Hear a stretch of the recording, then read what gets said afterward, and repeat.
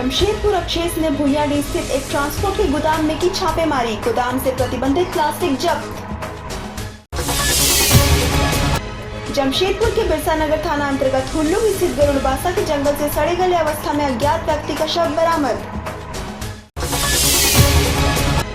झारखंड में मानसून प्रवेश करने में महज कुछ ही घंटे बाकी है। जमशेदपुर में प्री मानसून की बारिश हुई शुरू।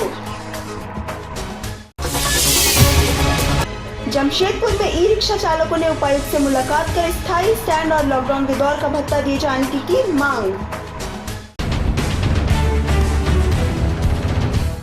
जमशेदपुर अक्षेस ने गुप्त सूचना के आधार पर भुइयाडीह के पांडे छठघाट के समीप एक गोदाम में छापेमारी की, जहां से टीम को एक बड़ी सफलता हाथ लगी है। टीम ने यहां से एक ट्रांसपोर्टर के गोदाम से प्रतिबंधित प्लास्टिक को जब्त किया है, साथ ही एक ट्रांसपोर्ट संचालक को हिरासत में लिया है। इन प्लास्टिक का बाजार मूल्य लगभग 4 लाख रुपए बताया जा रहा है। इन प्लास्टिक का अवैध कारोबार यहां काफी दिनों से चल रहा था। हालांकि टीम ने उक्त ट्रक को जब्त करने को लेकर छापेमारी की है। जमशेदपुर अक्षेस के सिटी मैनेजर रवि भारती ने बताया कि आरोपी को पूछताछ की जा रही है। अधिकारी के दिशा निर्देश के बाद आगे की कार्रवाई की जाएगी। ये जमशेदपुर नोटिफाइड एरिया कमेटी का क्षेत्र भुइयाडीह है और यहाँ पर सूचना मिला कि जो प्रतिबंधित कैरी बैग है वो ट्रांसपोर्ट के माध्यम से यहाँ उतरा है। तो हम लोग यहाँ पर आए तो करीब 100 से ज़्यादा बोरा यहाँ पर मौजूद है, जिसमें प्रतिबंधित कैरी बैग है और इसको जब्त करके अभी कार्यालय ले जा करके अपने अधिकारी के जो बात बोलेंगे उनके अनुरूप कार्रवाई की जाएगी। इसका अभी तक अंदाजन 2 से 3 लाख का रेट होना चाहिए मार्केट प्राइस। अभी क्योंकि ब्लैक में बिक रहा है तो ज़्यादा भी हो सकता है, 5 लाख तक भी जा सकता है इसका रेट। टोटल 100 से 120 बोरा के बीच में अंदाज से समझ में आ रहा है। अभी तक काउंटिंग करने के बाद पता चलेगा। और हमारे आने से पहले ट्रक अनलोड करके निकल गया था, तो आगे भविष्य में अगर इस तरह से होगा तो ट्रक को सही पकड़ा जाएगा। का जो ट्रांसपोर्टर है गोल्डन ट्रांसपोर्ट है, उनके जो कर्मचारी हैं अपने आप को यहाँ का ऑनरशिप बता रहे हैं। इनको भी हम लोग हिरासत में रखे हुए हैं। जमशेदपुर में अज्ञात शवों के मिलने का सिलसिला लगातार तीसरे दिन जारी है, जहां बिरसा नगर थाना अंतर्गत हुल्लुम स्थित गरुड़बासा के जंगल से सड़े गले अवस्था में एक अज्ञात व्यक्ति का शव पाया गया। वहीं शव की सूचना के बाद इलाके में सनसनी फैल गई। वैसे शव काफी पुराना है और उससे बदबू आ रही है। वहीं आसपास के इलाकों के लोगों ने इसकी सूचना बिरसा नगर थाना पुलिस को दी, जहां पुलिस मौके पर पहुंची और शव को अपने कब्जे में लेकर पोस्टमार्टम के लिए भेज दिया। साथ ही शव की पहचान करने में जुट गई है। आपको बता दें कि इससे पूर्व पहले सोनारी भूतनाथ मंदिर के पीछे जंगल से एक व्यक्ति का शव पाया गया था। हालांकि बाद में शव की शिनाख्त हो गई थी। वहीं कल सीताराम डेरा थाना क्षेत्र से एक अज्ञात शव पाया गया था। वहीं लगातार 3 दिन अलग अलग थाना क्षेत्र में शव पाए जाने से लोगों में दहशत है। साथ ही पुलिस भी मामले की गंभीरता को समझ तफ्तीश में जुट गई है। आज सवेरे ग्रामीण द्वारा सूचना मिला था कि एक डेड बॉडी पड़ा हुआ है इससे आगे आपका जंगल में, तो ये सत्यापन करने के लिए आया था। तो एक डेड बॉडी मिला हुआ है, लगता है 10-12 दिन पहले का है। पूरा कीड़ा उड़ा लग गया है, सड़ गया है। अभी तक तो पता नहीं चला है। तो इसका पॉकेट से कुछ पेपर वगैरह निकला है, कुछ छानबीन कर रहे हैं। छानबीन करने के बाद ही कुछ आगे इसका नाम पता चलेगा।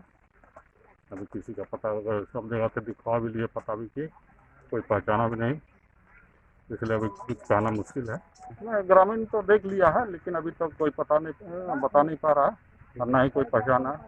और मुखिया वगैरह को भी हम लोग इधर उधर खबर कर दिया। कोई अगर गांव में कोई आदमी मिसिंग है, 2-3 दिन से नई घर में आया है, तो ऐसे आदमी का जानकारी है तो बताएगा हम लोग छानबीन कर लेंगे। ये हो गया हुल्लुम पंचायत पड़ता है, लेकिन गरुड़बासा जंगल पड़ता है। झारखंड में मानसून प्रवेश करने में महज कुछ ही घंटे बाकी है, लेकिन उससे पहले जमशेदपुर में प्री मानसून की बारिश शुरू हो गई है। वैसे मौसम विभाग ने पहले ही संकेत दिया था कि इस बार मानसून बंगाल की खाड़ी में निम्न दबाव के कारण झारखंड में प्रवेश करेगा। उधर मौसम विभाग के इस संकेत के बाद जिला प्रशासन ने हाई अलर्ट जारी कर दिया था। उधर आज से शहर व आसपास के इलाकों में प्री मानसून की बारिश शुरू हो गई है। बारिश शुरू होते ही लोगों ने प्रचंड गर्मी से राहत की सांस ली है। चिलचिलाती धूप और उमस भरी गर्मी से लोगों को राहत मिली है। वैसे मौसम विभाग के अनुसार रुक रुक कर बारिश होती रहेगी। साथ ही 13 और 14 जून को भारी बारिश की चेतावनी है।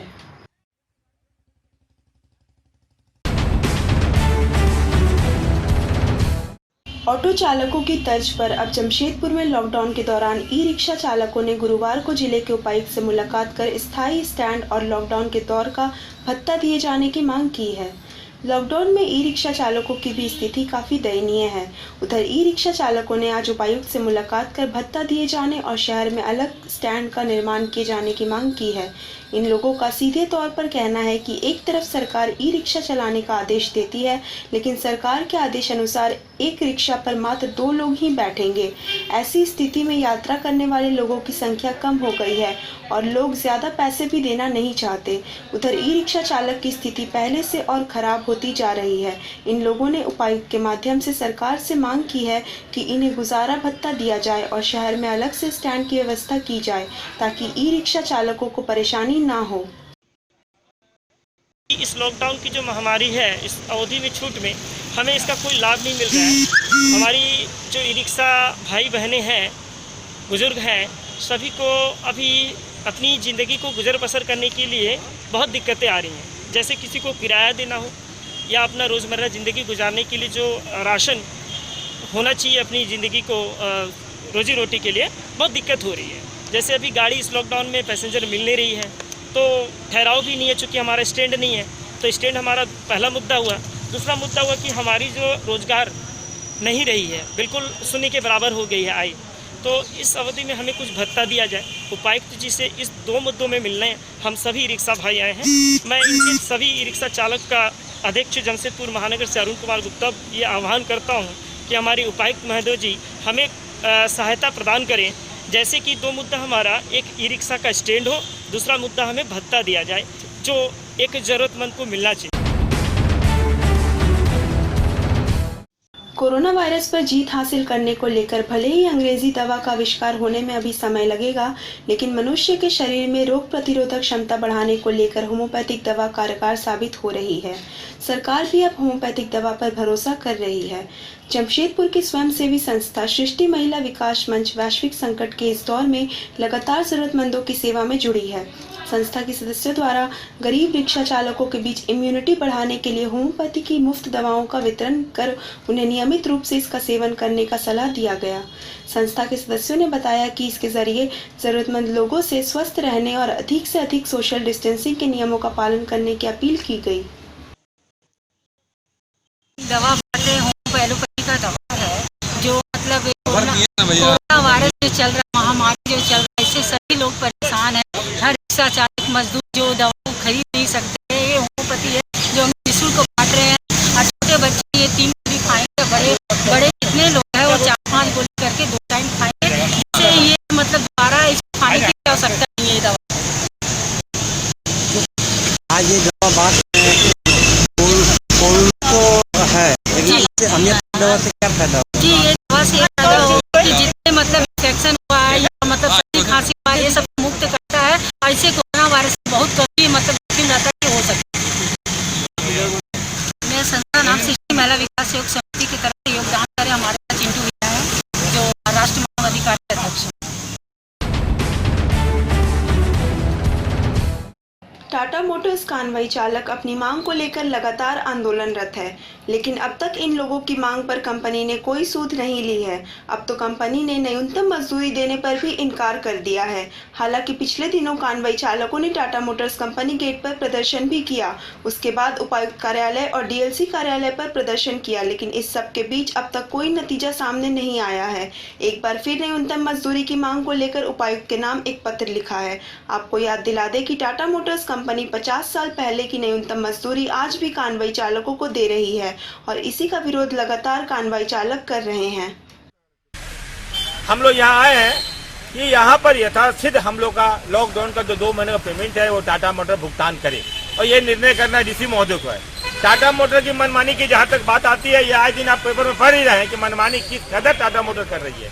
कानून के नाम पर कानून को उल्लंघन अगर कोई करता है तो टाटा मोटर करता है। वो उदाहरण है कि देश का प्रधानमंत्री का आदेश है कि लॉकडाउन में जहां भी मजदूर काम करता है उसको पेमेंट मिलेगा, लेकिन कन्वाई चालकों को नहीं मिलेगा। टाटा मोटर एक रट लगाई हुई है कि ये मेरे मजदूर नहीं है, जो बिहार सरकार का आदेश है, लेकिन झारखंड सरकार का आदेश है 2012 में कन्वाई चालक टाटा मोटर का मजदूर है, उसको टाटा मोटर नहीं मानती है। टाटा मोटर आज भी अपने आप को बिहार सरकार का उद्योग समझती है, लेकिन कन्वाई चालक इस बात को सरकार के पास रखे हैं कि कन्वाई चालकों को हर हाल में ये पैसा मिलना चाहिए, वेतन मिलना चाहिए। नहीं तो जिस तरह हम लोग न्यूनतम मजदूरी की मांग को लेकर यहाँ धरना दिए थे, फिर हम लोग इसी जगह धरना देंगे। सरायकेला जिला में आज 2 बच्चों की मौत हो गई। मौत के कारणों का अब तक स्पष्ट खुलासा नहीं हो पाया है।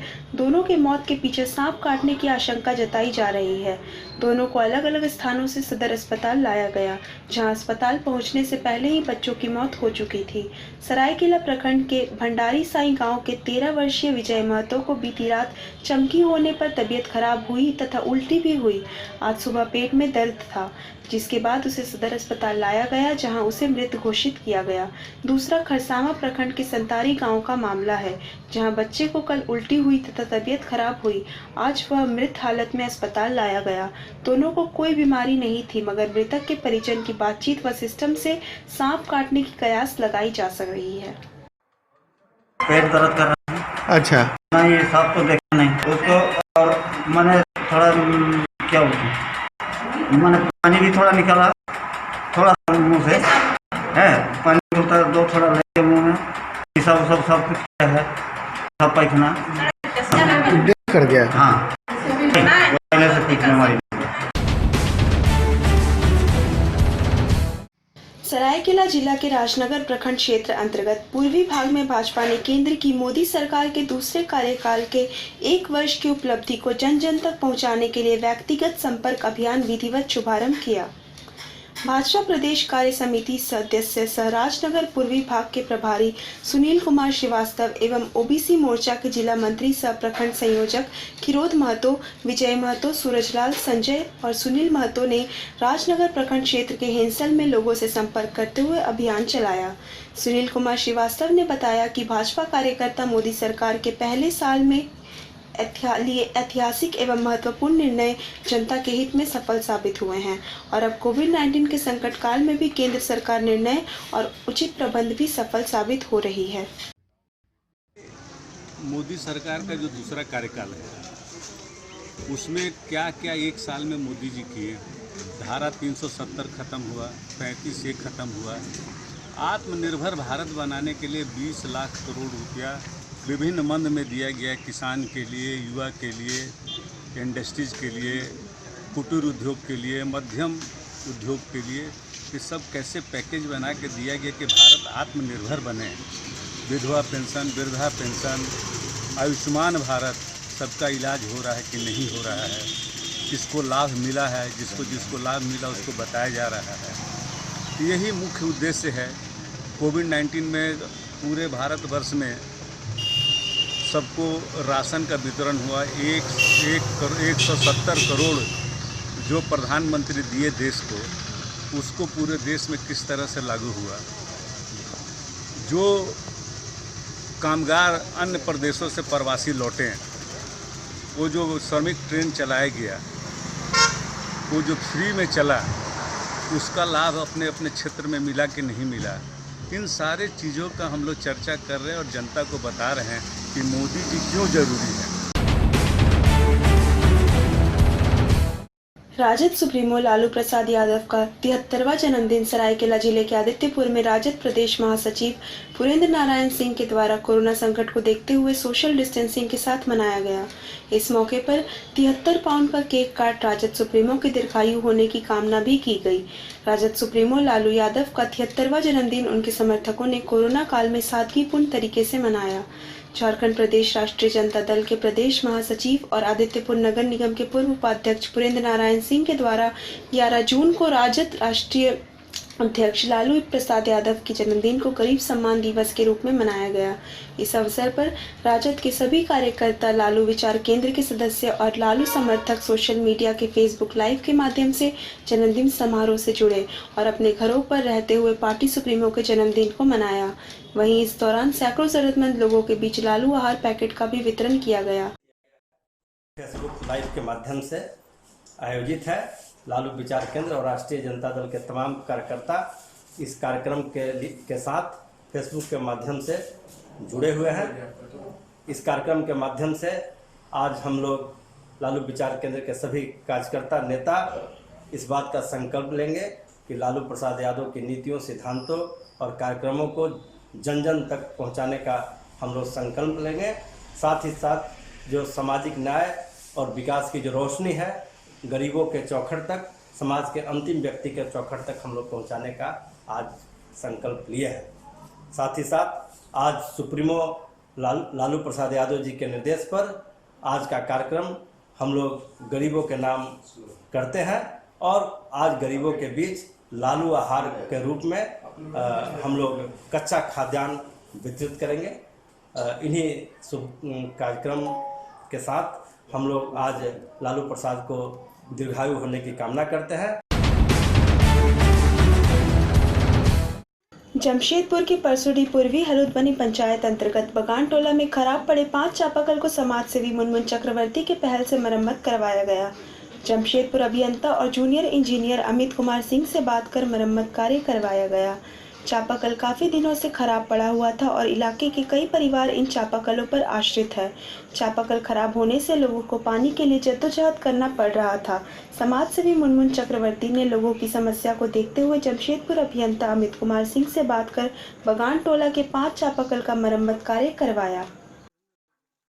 पूर्वी हरुदबनी पंचायत अंतर्गत बगान टोला में लॉकडाउन के दौरान यहाँ स्थानीय निवासी को जो प्रॉब्लम हो रही थी, इसमें से एक पानी की कमी यहाँ पर बहुत बड़ी ये बन रही थी।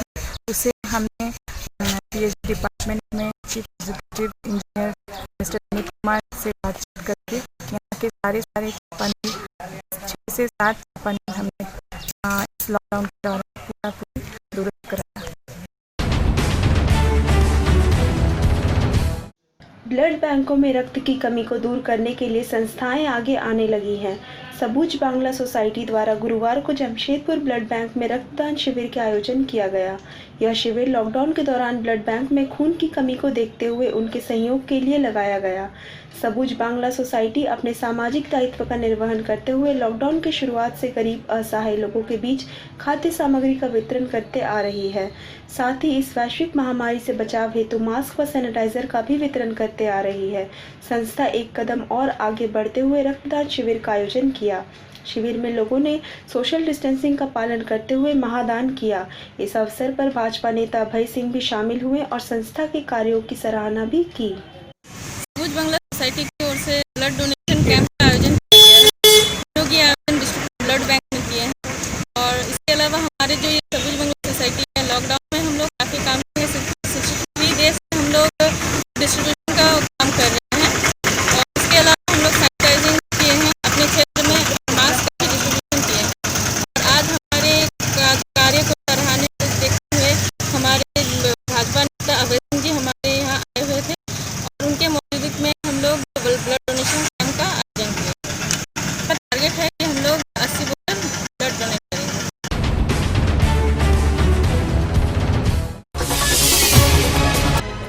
जमशेदपुर अक्षेस ने भुइयाडीह स्थित एक ट्रांसपोर्ट के गोदाम में की छापेमारी। गोदाम से प्रतिबंधित प्लास्टिक जब्त। जमशेदपुर के बिरसा नगर थाना अंतर्गत हुल्लू स्थित गरुड़बासा के जंगल से सड़े गले अवस्था में अज्ञात व्यक्ति का शव बरामद।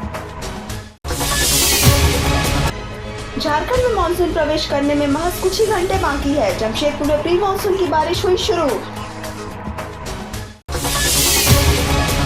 जमशेदपुर में ई रिक्शा चालकों ने उपायुक्त से मुलाकात कर स्थायी स्टैंड और लॉकडाउन के दौर का भत्ता दिए जाने की मांग।